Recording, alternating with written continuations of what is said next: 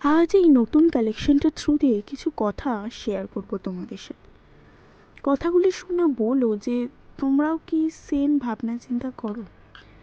As a creative person বা as a art and craft person, প্রত্যেক দিন প্রত্যেক সময় নতুন কিছু বানানো বা নতুন কিছু ভাবা যে কতটা মুশকিল, সত্যি হয়তো ক্রিয়েটিভ মানুষরাই যায়। সবসময় নতুন কিছু ভাবনা আসা, নতুন কিছু কাজ করা সত্যিই খুবই কঠিন, কারণ সবসময় মানসিক পরিস্থিতি ভালো থাকে না বা শারীরিক পরিস্থিতি ভালো থাকে না। তো একটা ক্রিয়েটিভ মাইন্ডকে গ্রো করার জন্য সবথেকে প্রয়োজন সবার আগে হচ্ছে মেন্টাল পিস।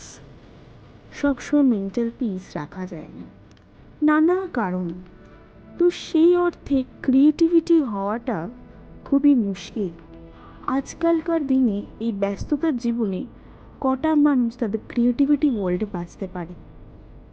তাই বলবো নিজের মেন্টাল পিসকে ভালো লাগো, আর যে যেরকম ক্রিয়েটিভ কাজ করতে ভালোবাসো সে সেরকম কাজ করো।